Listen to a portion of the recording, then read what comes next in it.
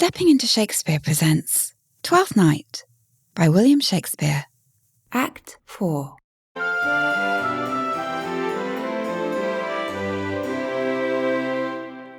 Will you make me believe that I am not sent for you?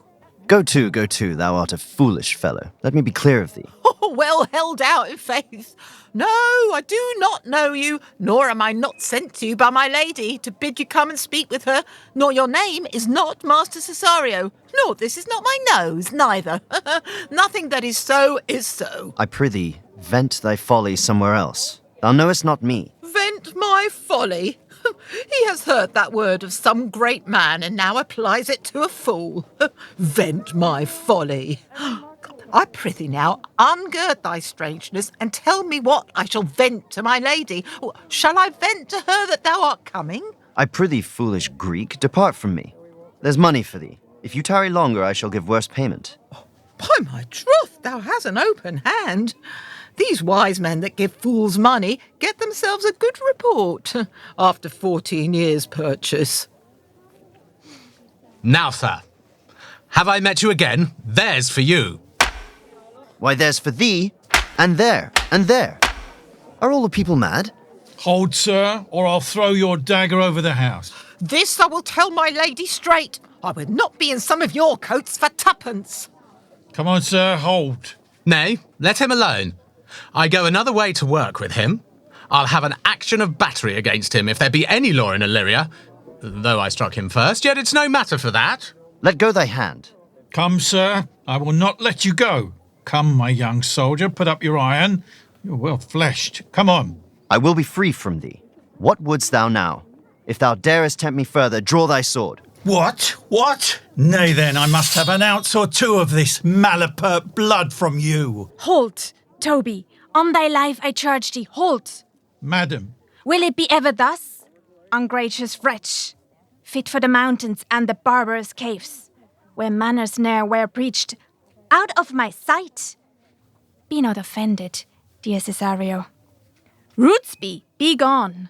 I prithee, gentle friend, let thy fair wisdom, not thy passion, sway in this uncivil and thou unjust extent against thy peace.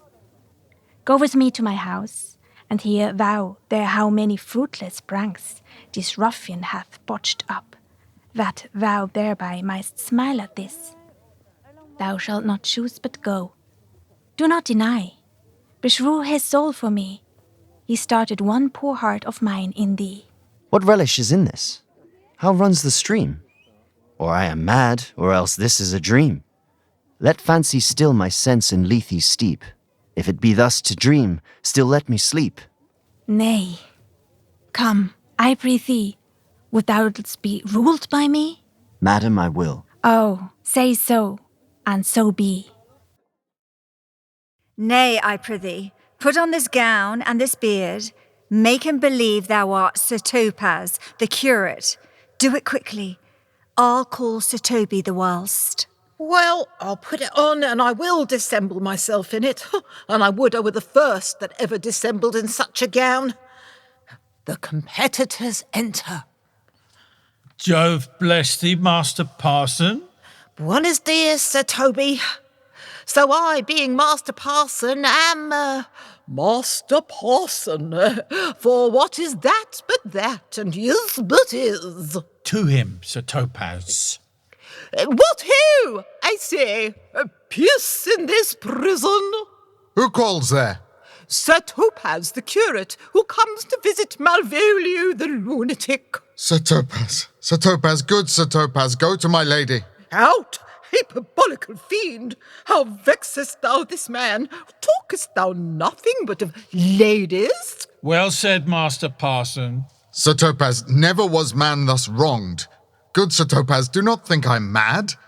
They have laid me here in hideous darkness. Fie, thou dishonest Satan! Sayest thou that this house is dark? As hell, Sir Topaz.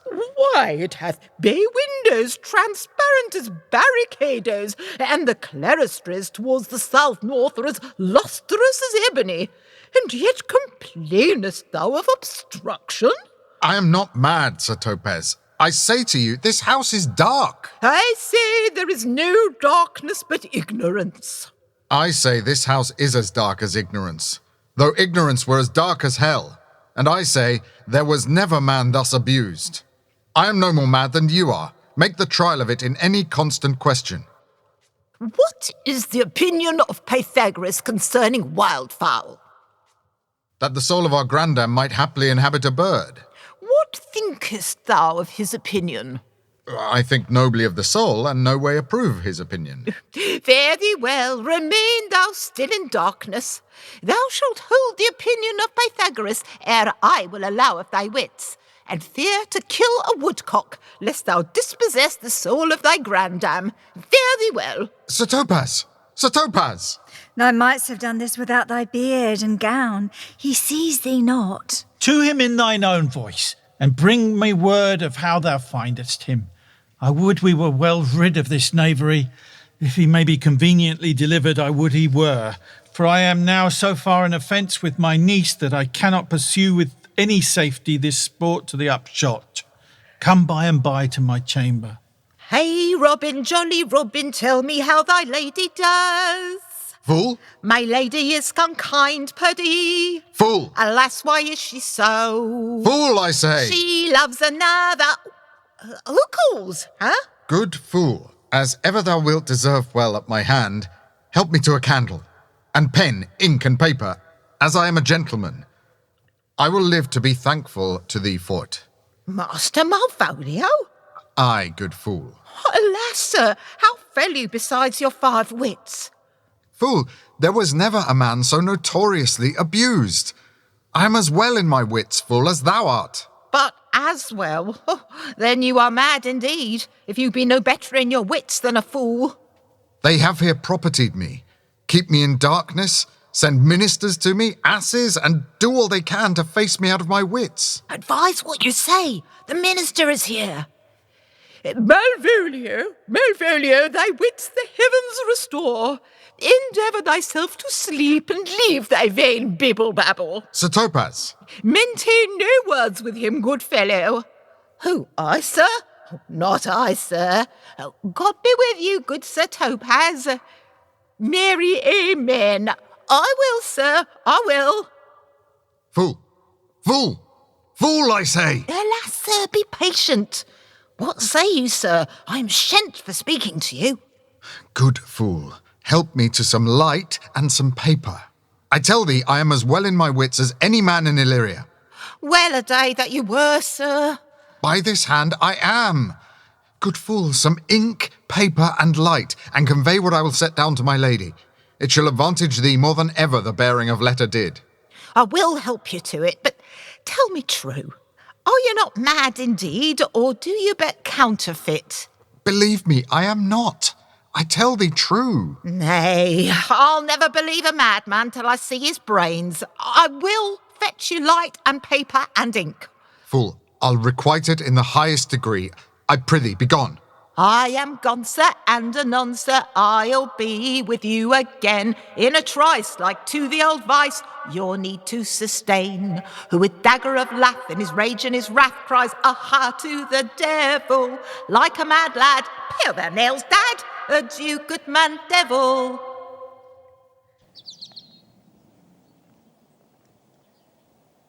This is the air, that is the glorious sun. This pearl she gave me, I do feel it and see it, and though 'tis wonder that enwraps me thus, yet 'tis not madness. Where's Antonio, then?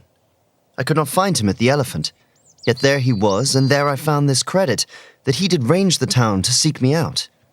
His counsel now might do me golden service, for though my soul disputes well with my sense, that this may be some error, but no madness, yet doth this accident and flood of fortune so far exceed all instance, all discourse, that I am ready to distrust mine eyes and wrangle with my reason that persuades me to any other trust but that I am mad, or else the lady's mad. Yet if 'twere so, she could not sway her house, command her followers, take and give back affairs and their dispatch with such a smooth, discreet, and stable bearing as I perceive she does. There's something in it that is deceivable. But here the lady comes. Blame not this haste of mine. If you mean well, Now go with me and with this holy man into the chantry by. There, before him and underneath that consecrated roof, plight me the full assurance of your faith, that my most jealous and too doubtful soul may live at peace. He shall conceal it whilst you are willing it shall come to note. What time we will our celebration keep according to my birth? What do you say? I'll follow this good man and go with you, and, having sworn truth, ever will be true. Then lead the way, good father, and heaven so shine, that they may fairly note this act of mine.